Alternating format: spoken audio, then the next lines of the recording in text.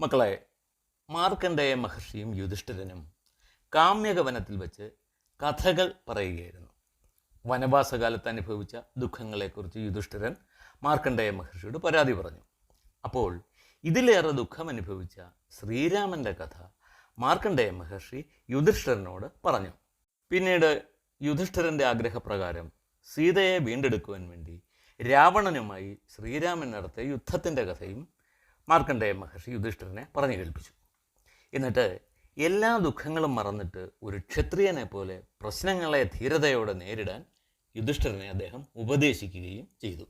അത് കേട്ടപ്പോൾ യുധിഷ്ഠിരൻ പറഞ്ഞു, മഹർഷീശ്വര, എന്നെക്കുറിച്ച് ആലോചിച്ചിട്ടോ എൻ്റെ സഹോദരങ്ങളുടെ പ്രയാസം കണ്ടിട്ടോ അല്ല ഞാനിങ്ങനെ ചിന്തിക്കുന്നത്. ദ്രൗപദി, അവളെക്കുറിച്ച് ഓർത്തിട്ടാണ് എനിക്ക് ദുഃഖം. ഞങ്ങൾക്ക് നഷ്ടമായ രാജ്യാവകാശത്തെക്കുറിച്ച് ഓർത്ത് ഞാൻ വിഷമിക്കുന്നതേയില്ല. ഞങ്ങൾ 5 ഭർത്താക്കന്മാരാണ് ദ്രൗപദിക്കുള്ളത്. ഈ 5 പേരുടെയും കാര്യങ്ങൾ നോക്കി തന്നെ ദ്രൗപദിക്ക് അവളുടെ ജീവിതം നഷ്ടപ്പെടുകയാണ്. അതുകൂടാതെ ജയദ്രഥനെ പോലെയുള്ളവരുടെ ഉപദ്രവങ്ങളും. മാർക്കണ്ഡേയൻ പറഞ്ഞു, യുധിഷ്ഠിര, പണ്ട് മദ്ര രാജാവായ അശ്വപതിക്ക് ഒരു മകളുണ്ടായിരുന്നു. വളരെ ധർമ്മിഷ്ഠനും സദ്ഗുണസമ്പന്നനുമായിരുന്നു അശ്വപതി. അദ്ദേഹത്തിൻ്റെ മകൾ സാവിത്രി സുന്ദരിയും സുശീലയുമായിരുന്നു. അവൾക്ക് യൗവനമെത്തി വിവാഹ സമയമായപ്പോൾ അശ്വപതി മകളോട് പറഞ്ഞു, മകളെ, പെൺമക്കൾ വിവാഹപ്രായമെത്തിയിട്ടും കന്യാദാനം ചെയ്യിക്കാത്തവനും രക്ഷകർത്താക്കളും വൃദ്ധരുമായ മാതാപിതാക്കളെ ശ്രദ്ധിക്കാത്ത മക്കളും യഥാസമയം മക്കൾ ജനിക്കാത്ത ദമ്പതിമാരും നിന്ദ്യരാണ്. ഇത് ധർമ്മശാസ്ത്രത്തിൽ വ്യക്തമായി പറയുന്നുണ്ട്. അതിനാൽ ദേവന്മാരുടെ മുന്നിൽ വെറുക്കപ്പെട്ടവളാകാതിരിക്കാൻ നിനക്കനുരൂപനായ ഒരു ഭർത്താവിനെ നീ തന്നെ കണ്ടെത്തുക. നീ അതിനുവേണ്ടി ഒരു ദേശാടനത്തിന് പുറപ്പെട്ടുകൊള്ളൂ. ഇപ്രകാരം കുമാരിയോട് പറഞ്ഞിട്ട് അശ്വപതി തൻ്റെ മന്ത്രിപ്രമുഖനെ വിളിച്ച് വിവരങ്ങളെല്ലാം അറിയിച്ചു. എന്നിട്ട് ആജ്ഞാപിച്ചു, നിങ്ങൾ സൈന്യത്തോടുകൂടി കുമാരിയെ പിന്തുടരുക. പിതാവിൻ്റെ ആജ്ഞപ്രകാരം സാവിത്രി ദേശാടനത്തിനും സത്സംഗത്തിനുമായി പുറപ്പെട്ടു. പക്വത വന്ന മന്ത്രിമാർ കുമാരിയെ അനുഗമിച്ചു. സാവിത്രി സന്യാസിമാർ വസിക്കുന്ന തപോവനത്തിലേക്കാണ് പോയത്. അവിടെ എത്തി ഓരോ താപസന്മാരെയും സന്ദർശിച്ച് വണങ്ങി. ഇപ്രകാരം ധാരാളം ആശ്രമങ്ങൾ സന്ദർശിച്ചു. അവിടെയെല്ലാം താപസന്മാരും തപസ്വിനിമാരും അവളെ അനുഗ്രഹിച്ച് ആശീർവദിച്ചു. പിന്നീട് ഒരു രഥത്തിൽ തനിക്ക് അനുരൂപനായ ഒരു പുരുഷനെ തേടി പുറപ്പെട്ടു. ഒരു ദിവസം ദേവർഷിയായ നാരദൻ അശ്വപതിയെ സന്ദർശിച്ചു. ഇരുവരും സംസാരിച്ചുകൊണ്ട് സഭയിലിരിക്കുമ്പോൾ ദേശാടനമെല്ലാം കഴിഞ്ഞ് സാവിത്രി അവിടെ എത്തി. അവൾ നാരദൻ്റെയും പിതാവിൻ്റെയും പാദങ്ങൾ വണങ്ങി. അപ്പോൾ രാജാവിനോട് നാരദൻ ചോദിച്ചു, അശ്വപതി, നിങ്ങളുടെ മകൾ എവിടെ പോയിട്ട് വരുന്നു? എന്താണ് ഇവളെ വിവാഹം കഴിച്ചയക്കാത്തത്? രാജാവ് പറഞ്ഞു, മഹർഷി, ഞാൻ അതിനുവേണ്ടി തന്നെയാണ് ഇവളെ അയച്ചത്. ഇപ്പോൾ മടങ്ങി വന്നിരിക്കുന്നു. അവൾ ആരെയെങ്കിലും വരനായി കണ്ടെത്തിയോ എന്ന് അറിയില്ല. അങ്ങ് തന്നെ കാര്യങ്ങൾ ചോദിച്ചാലും. മകളെ, നീ തന്നെ മഹർഷി വിവരങ്ങൾ അറിയിക്കൂ. സാവിത്രി പറഞ്ഞു, പിതാവേ, സാല്വദേശത്തെ രാജാവായിരുന്ന ദ്യുമൽസേനൻ ധർമ്മിഷ്ഠനായൊരു രാജാവായിരുന്നു. കാലഗതിയിൽ അദ്ദേഹം അന്ധനായി തീർന്നു. ഈ അവസരം ഉപയോഗിച്ച് അദ്ദേഹത്തിൻ്റെ മുൻവൈരിയായിരുന്ന അയൽ രാജാവ് സാൽവദേശം ആക്രമിച്ച് കീഴടക്കി. സാൽവരാജാവ് പത്നിയോടും മകനോടും കൂടി വനത്തിലേക്ക് പോയി. ഇപ്പോൾ അവർ അവിടെ തപസ്സനുഷ്ഠിച്ച് കഴിയുന്നു. അവരുടെ മകനായ രാജകുമാരൻ സുന്ദരനായ ഒരു യുവാവാണ്. സത്യവാൻ എന്നാണ് അദ്ദേഹത്തിൻ്റെ പേര്. ആ കുമാരനെ ഞാൻ കണ്ടിരിക്കുന്നു. അദ്ദേഹത്തെ എൻ്റെ ഭർത്താവായി ഞാൻ മനസ്സാ വരിച്ചു കഴിഞ്ഞു. ഇത് കേട്ടപ്പോൾ നാരദ മഹർഷി പറഞ്ഞു, രാജാവേ, സാവിത്രിക്ക് തെറ്റുപറ്റിയിരിക്കുന്നു. അയാളുടെ മാതാപിതാക്കൾ സത്യസന്ധർ തന്നെ. അതിനാൽ ആളുകൾ അയാളെ സത്യവാൻ എന്ന് വിളിക്കുന്നു. അപ്പോൾ അശ്വപതി ചോദിച്ചു, എന്താ വല്ല കുഴപ്പവുമുണ്ടോ? ആ കുമാരൻ്റെ ഗുണദോഷങ്ങൾ അറിയുവാൻ ആഗ്രഹമുണ്ട്. അയാൾ തേജസ്വിയും ബുദ്ധിമാനും ക്ഷമ, ശൗര്യം എന്നീ ഗുണങ്ങൾ ഉള്ളവനുമല്ലേ? എല്ലാം പറഞ്ഞു തന്നാലും.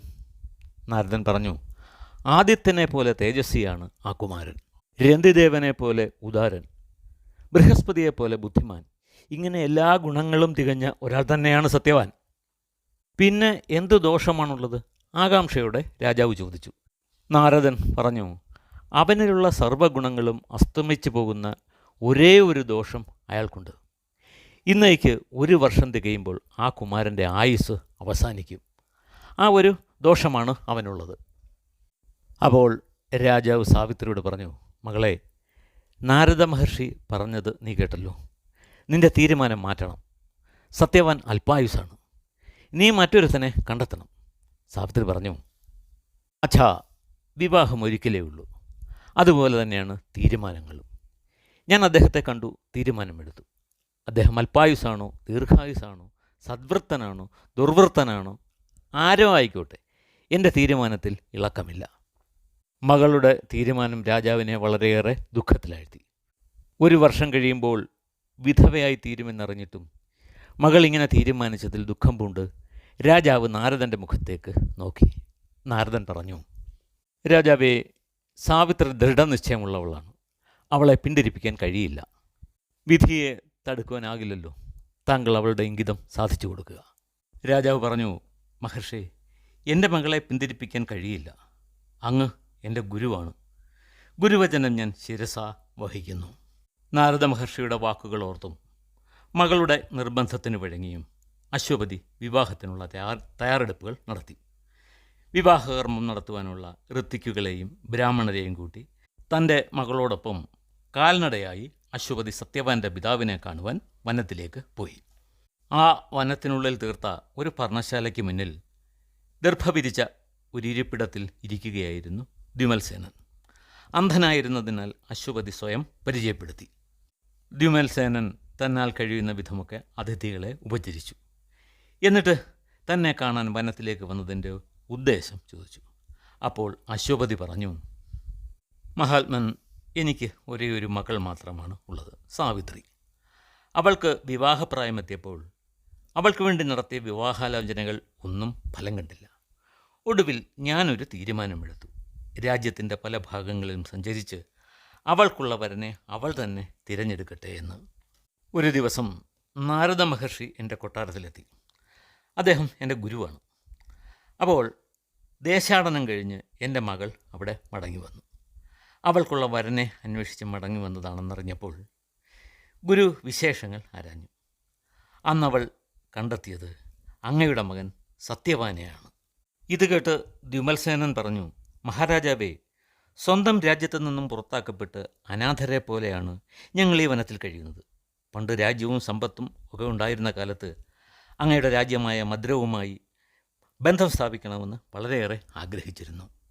എല്ലാം നഷ്ടപ്പെട്ടപ്പോൾ ആ മോഹം ഞാൻ ഉപേക്ഷിച്ചതാണ്. പക്ഷേ വിധിബലത്താലെല്ലാം തിരിച്ച് എത്തിയിരിക്കുന്നു. എല്ലാം ഈശ്വര നിശ്ചയം. അപ്പോൾ തന്നെ ആശ്രമവാസികളായ സന്യാസിമാരെ എല്ലാം വിളിച്ചുകൂട്ടി 2 രാജാക്കന്മാരും ചേർന്ന് സത്യവാൻ്റെയും സാവിത്രിയുടെയും വിവാഹം സമംഗളം നടത്തി. അശ്വപതി മകൾക്കും ഭർത്താവിനും ധാരാളം സമ്പത്തുകൾ നൽകിയിട്ട് സ്വന്തം രാജ്യത്തേക്ക് മടങ്ങിപ്പോയി.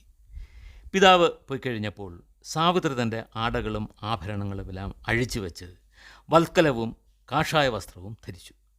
വൽക്കലവും കാഷായവും ആശ്രമവാസികൾ ധരിക്കുന്ന വസ്ത്രങ്ങളാണ്. അങ്ങനെ സാവിത്രി ആശ്രമവാസികളെപ്പോലെ അവർക്കൊപ്പം ജീവിച്ചു. സാവിത്രി ഇപ്രകാരം ചെയ്തത് വലിയ രീതിയിൽ പുകഴ്ത്തപ്പെട്ടു. അവളുടെ പരിചരണങ്ങളിൽ സത്യവാൻ്റെ മാതാപിതാക്കൾക്ക് വലിയ സന്തോഷം ഉണ്ടായി.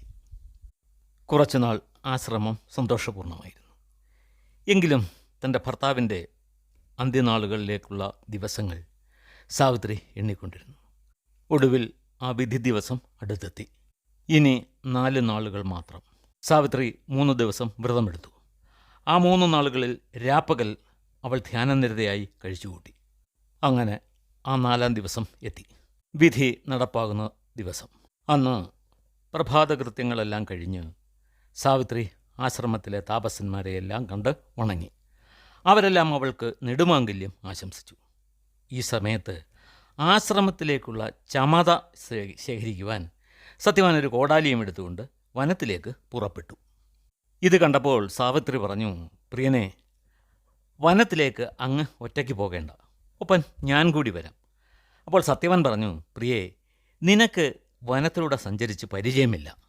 അവിടെ ധാരാളം ദുർഘടങ്ങളായ പാതകളുണ്ട്.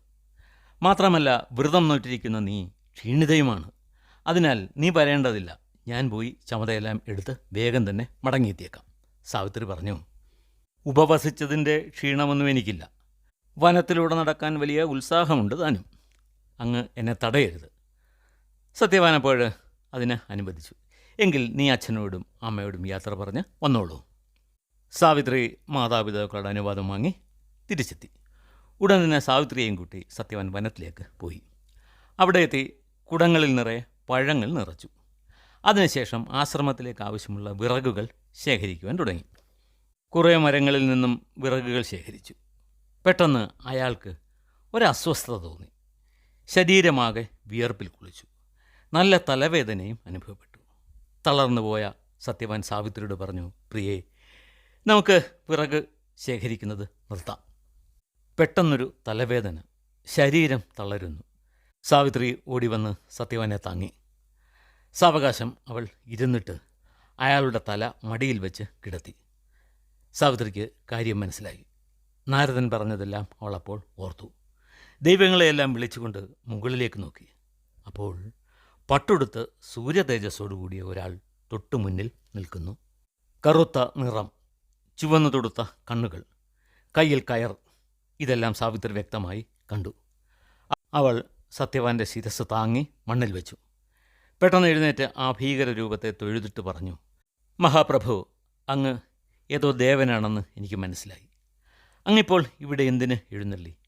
എന്ത് കർമ്മമാണ് അങ്ങയ്ക്കിവിടെ പൂർത്തിയാക്കാനുള്ളത്? എല്ലാ വിവരങ്ങളും എന്നോട് പറയുവാൻ ദയവുണ്ടാകണം. ആ ദിവ്യപുരുഷൻ സംസാരിച്ചു. ഞാൻ യമധർമ്മരാജാവാണ്. നീ സത്യവാൻ്റെ പത്നിയാണെന്ന് ഞാൻ മനസ്സിലാക്കുന്നു. ഇതോടെ നിന്റെ ഭർത്താവിൻ്റെ ആയുസ് അവസാനിച്ചു. അവനെ യമലോകത്തേക്ക് കൊണ്ടുപോകാൻ വന്നതാണ് ഞാൻ. നീ പാതിവൃത്യമുള്ളവളും താപസ സ്ത്രീയും ആണെന്ന് ഞാൻ അറിയുന്നു. അപ്പോൾ സാവിത്രി ചോദിച്ചു, ഭഗവൻ, അങ്ങ് യമധർമ്മനാണല്ലോ.